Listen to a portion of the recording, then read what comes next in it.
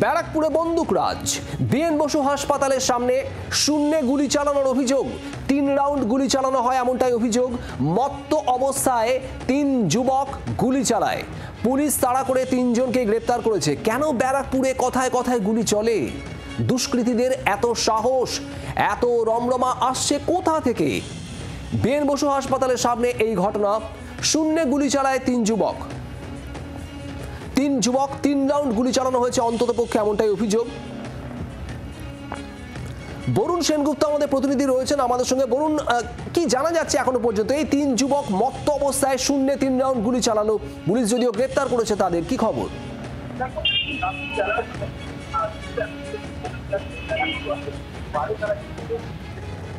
শুনতে পাচ্ছি না আমরা, অডিও কিছুটা সমস্যা হচ্ছে। বরুণ,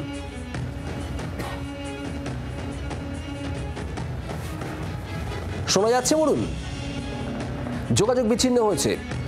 ব্যারাকপুরে দুষ্কৃতীরা যা তা নিয়ে রীতিমতো প্রশ্ন উঠছে। 3 রাউন্ড শূন্যে গুলি চালানোর অভিযোগ 3 মত্ত যুবকের বিরুদ্ধে। পুলিশ তাড়া করে 3 জনকে গ্রেপ্তার করে।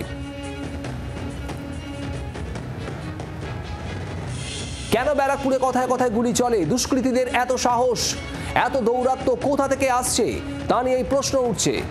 ব্যারাকপুরে বন্দুকবাজ, মত্ত অবস্থায় 3 যুবক গুলি চালালো। শূন্যে গুলি চালায় 3 যুবক,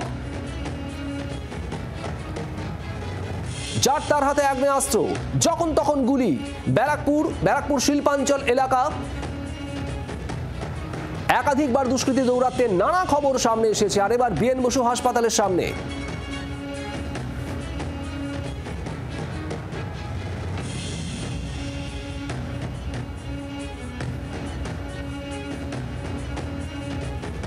যে ছবি আপনারা দেখছেন, পুলিশ গ্রেপ্তার করেছে, টিটাগড় থানার পুলিশ গ্রেপ্তার করেছে ইতিমধ্যে 3 জনকে। বিএন বসু হাসপাতালের সামনেই এই মত্ত যুবকদের দৌরাত্ম্য। সেখানে শূন্যে গুলি করেছেন এই 3 জন। আগ্নেয়াস্ত্র কোথা থেকে পেল তারা? আর তারপর পুলিশ তাড়া করে এই 3 জনকে গ্রেপ্তারও করেছে।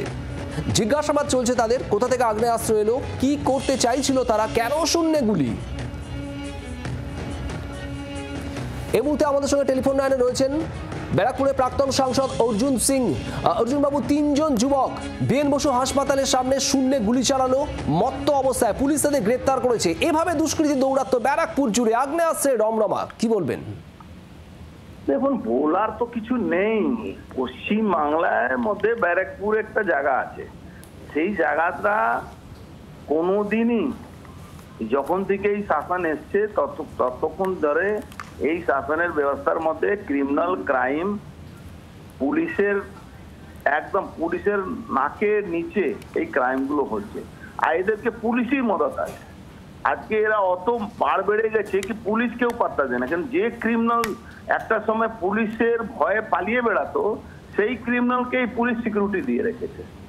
এই আপনি ব্যারাকপুরে 400 অপরাধী যারা তৃণমূল তাদেরকে নেতা বানিয়ে দেয়, তারা সিকিউরিটি প্রোভাইড করে, তাদেরকে সিকিউরিটি দেওয়া হয়েছে। তো গুলি চলবেই, এদের কোনো ভয় নেই, এদের কোনো নেই। সব হিরোইন বিক্রি করছে, ড্রাগস বিক্রি করছে, গুলি চালাচ্ছে, সোনা দোকানে লুট করছে, তোলা তুলছে, অফিসিয়ালি আছে। এটা কোনো লুকোনোর ব্যাপার নেই, আমাদের ভয়ও বলে কিছু নেই।